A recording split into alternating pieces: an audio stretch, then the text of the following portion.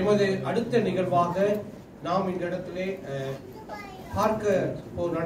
நிகழப்போகிற ஒரு காரியம் என்னவென்று சொன்னால், எங்களுடைய புதிய மொழிபெயர்ப்பு வேதாகமத்தினுடைய அறிமுகத்தை இன்று எங்களுக்கு வழங்க எங்களுடைய அந்த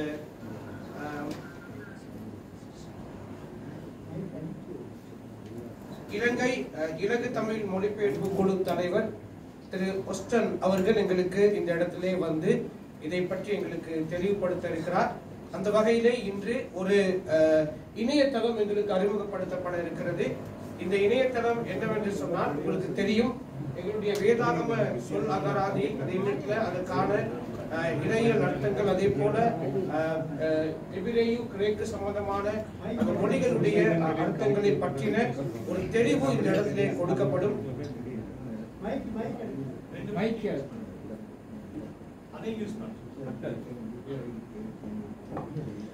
அதை பற்றியும் இந்த நேரத்திலே அவர் எங்களுக்கு வெளிப்படுத்த இருக்கிறார். இந்த இணையதளத்தை துவங்கி வைக்க எங்களுடைய தேசமானிய திரு கோட்ஃப்ரி யோகராஜா அவர்கள் அதை துவங்கி வைப்பார். அதை துவங்கி வைப்பதினூடாக அது மற்றவர்களுடைய பயனடையும் என்று சொல்லி நாம் உங்கள் மத்தியில் அதை வைக்கின்றோம். அதை அறிமுகப்படுத்த திரு ஒஸ்டன் அவர்கள் இந்த இடத்திலே வருவார்கள்.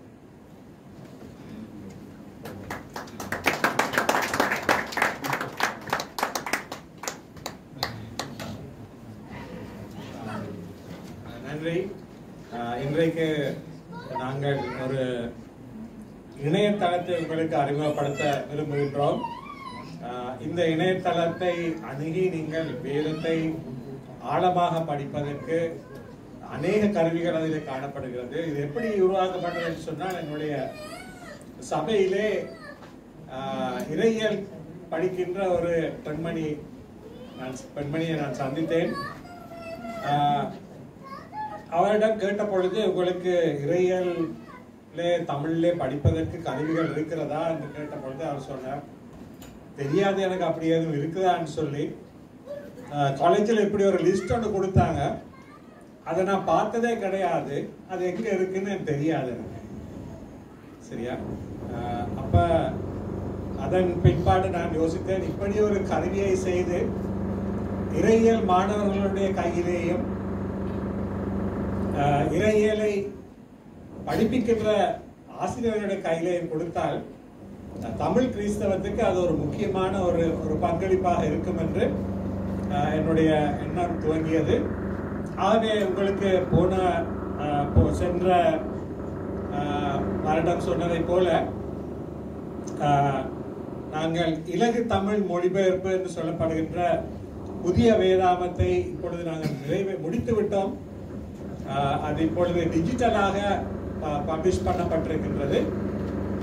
அதன் அடிப்படையிலே ஒரு இணையதளத்தை உருவாக்கி இருக்கின்றோம். அதிலே பல காரியங்கள் இருக்கிறது. அதை நான் இப்பொழுது நிறைய நேரம் எடுத்து இங்கே உங்களுக்கு காண்பிப்பதற்கு நேரம் இல்லை.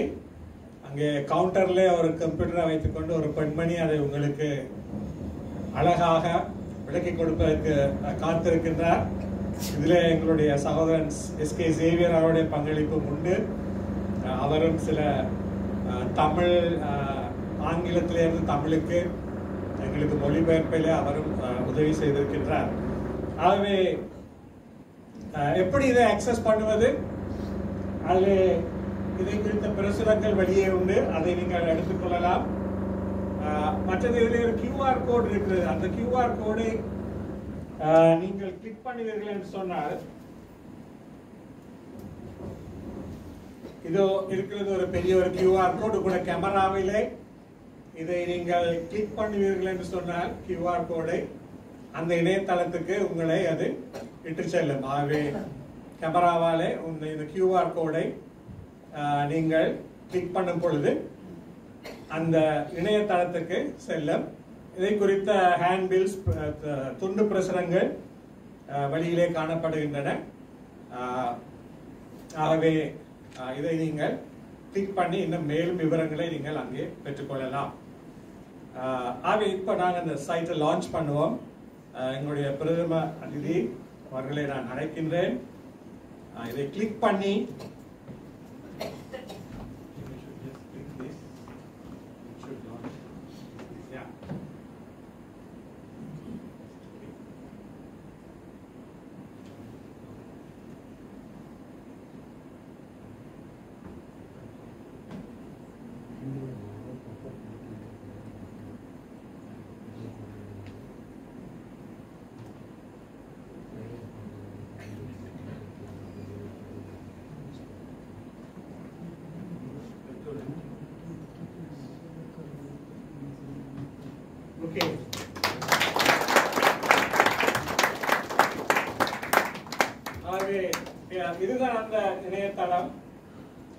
அந்த இணையதளத்திலே உங்களுக்கு அங்கு தெரிகின்றது. அதிலே ஒரு பக்கத்திலே தமிழ் மொழிபெயர்ப்பு, மற்ற பக்கத்திலே கிரேக்க மொழியிலே அதே மொழிபெயர்ப்பு, ஒரு பக்கத்திலே தமிழ் மொழிபெயர்ப்பு இருக்கின்றது, மற்ற பக்கத்திலே ஒவ்வொரு வசனத்துக்கும் கிரேக்க மொழியிலான மொழிபெயர்ப்பு அதில் கொடுக்கப்பட்டிருக்கின்றது.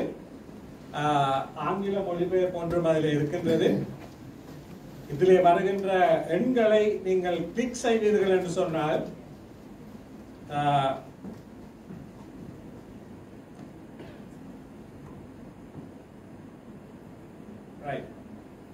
உதாரணமாக இங்கே ஒரு வசனம் இருக்கின்றது, மத்தேயு 1:1. அதிலே வருகின்ற தாவீது என்ற சொல்லுடைய அர்த்தத்தை கிரேக்க மொழியில என்ன என்று காண வேண்டும் என்று சொன்னால் அந்த நம்பர் இருக்கிறது தாவீதுக்கு முன்னாலே. அதை கிளிக் பண்ணுவீர்கள் என்று சொன்னால் அது உங்களை ஒரு டிக்ஷனரிக்கு இட்டு செல்லும். இந்த விதமான ஒரு டிக்ஷனரியை அங்கே நீங்கள் காணலாம். அதிலே ஆங்கிலத்திலும் தமிழிலும் அந்த கிரேக்க அடிச்சொல்லுடைய அர்த்தம் என்ன என்று சொல்லப்பட்டிருக்கின்றது. ஒரு குறிப்பிட்ட வசனத்திலே அந்த சொல் எந்த விதமாக பாவிக்கப்பட்டிருக்கிறது, அதனுடைய இலக்கணம் என்ன என்பதை அடுத்த டேப்ல நீங்கள் போய் பார்க்கலாம். உதாரணமாக இது ஒரு பெயர் சொல், இது ஒரு எழுவாய், வேற்றுமை, ஒருமை, ஆண்பால், நபர், இந்த மாதிரியான விஷயங்களை கிரேக்க மொழியில என்ன சொல்லி இருக்கிறது என்று நீங்கள் காணலாம். இந்த வசனம் எங்கெங்க எல்லாம் இருக்கிறது வேதத்திலே என்று, என்னென்ன வசனங்கள் பாவிக்கப்பட்டிருக்கிறது மொழிபெயர்ப்பிலே என்று பார்க்க வேண்டும் என்று சொன்னால் அதையும் பார்க்கலாம். அதிலே தாவீதில் இருந்து என்று 2 முறை என்று அதிலே காட்டுகின்றது. அந்த தாவீதில் இருந்து என்ற வசனங்கள் எங்கே இருக்குது என்று சொல்ல பார்க்க வேண்டும் என்று சொன்னால் இதை திரும்ப கிளிக் செய்யும் பொழுது அது அந்த வசனங்களுக்கு எங்களை எடுத்துக்கொண்டு செல்லுகின்றது. சரியா? இவ்வாறாக நீங்கள் அலசி ஆராயக்கூடிய விஷயங்களை இந்த இந்த இந்த கருவியில நாங்கள் செய்திருக்கிறோம்.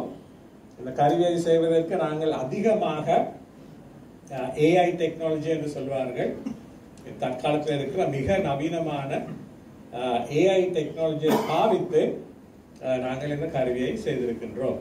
இதிலே அடுத்தபடியாக நாங்கள் பழைய ஏற்பாட்டையும் இதிலே உட்படுத்துவதற்கு நாங்கள் தயாராகி கொண்டிருக்கின்றோம். ஆகவே இதை தமிழ்ல இப்பொழுது இந்த மாதிரி விஷயங்கள் புத்தகத்திலே கூட கிடையாது. புத்தகத்தில் இதை வாங்குவதா இருந்தால் இந்த ஒரு பெரிய ஒரு கான்கார்டன்ஸ் புத்தகம், இந்த ஒரு பெரிய ஒரு டிக்ஷனரி,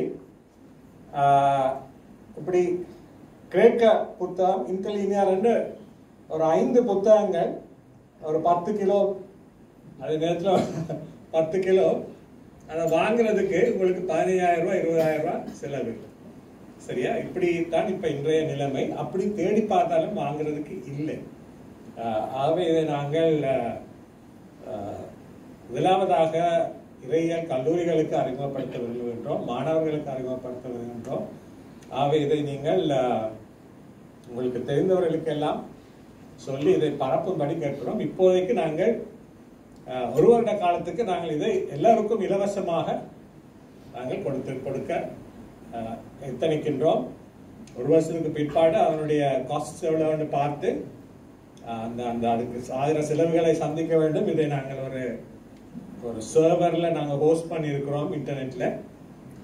அது மெயின்டெனன்ஸ் கொஞ்சம் இருக்கும், அதுகளை பார்த்து நாங்கள் அதுக்கேற்ற ஏதாவது ஒரு வருஷத்துக்கு 50 ரூபாய் அந்த மாதிரி ஒரு சந்தா பணம் வந்து நாங்கள் பிறகு வைக்கிறது இருக்கிறோம்.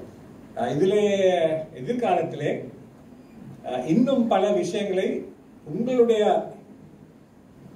ஆசைக்கு அல்லது உங்களுடைய தேவைக்கு ஏற்ற மாதிரி சேர்த்துக்கொள்ள நாங்கள் ஆலோசிக்கிறோம். அதாவது உங்களுக்கு ஏதாவது இதிலே விளக்க உரைகள் தேவையா? விளக்க உரைகள் சொன்னா உங்களுக்கு தெரியும், காமெண்ட்ரிஸ் சொல்வாங்க. விளக்க உரைகளை சேர்த்துக்கொள்ள தேவை இருக்கின்றதா? என்ன விளக்க உரைகளை சேர்க்கலாம் என்று அந்த மாதிரியான காரியங்களை நாங்கள் அடுத்த படிகளிலே நாங்கள் எதிர்காலத்தில் செய்வதற்கு தீர்மானித்திருக்கின்றோம். ஆகவே இதை நீங்கள் பயன்படுத்திக் கொள்ளுங்கள். நன்றி.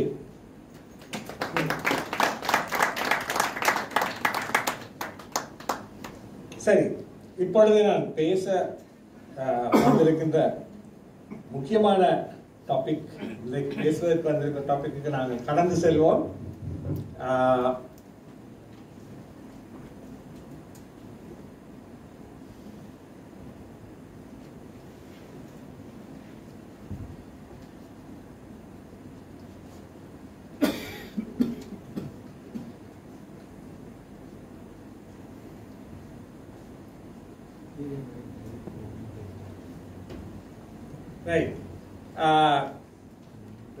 இன்றைக்கு நான் பேசவிருக்கின்ற தலைப்பு, நாளைக்கு நான் பேசவிருந்த தலைப்பு இன்றைக்கு நாங்கள் முன்னாலே கொண்டு வந்திருக்கிறோம். காரணம் என்னவென்றால் இன்றைக்கு வரவிருந்த டாக்டர் அஜித் பன்னேண்டு அவர்களுக்கு வர முடியாமல் போய்விட்டது. ஆனபடினாலே நான் அந்த என்னுடைய உரையை நான் முன்னாலே கொண்டு வந்திருக்கின்றேன்.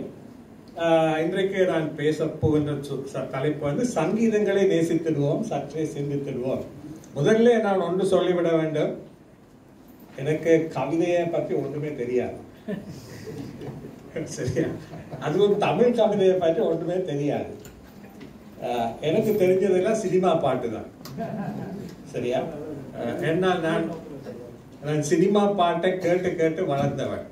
சரியா? எனக்கு தெரிந்தது சினிமா பாட்டு தான். ஆகவே தமிழ் கவிதையை பற்றி பேசுகிற தகுதி எனக்கு கிடையாது. என்னுடைய துறை வேறொரு துறை. ஆனால் சங்கீதங்களை நான் மிகவும் அனுபவிக்கின்ற ஒருவன். சரியா? அநேகமா ஆல்மோஸ்ட் எவ்ரிடே சங்கீதங்களை நான் வாசிக்கிற அனுபவிக்கிற ஒருவன். ஆகவே அந்த கண்ணோட்டத்திலே சங்கீதங்களை எப்படி கற்றுக்கொள்வது என்பதை குறித்து அதிலே நான் இன்றைக்கு உங்களோடு பேச போகின்றேன்.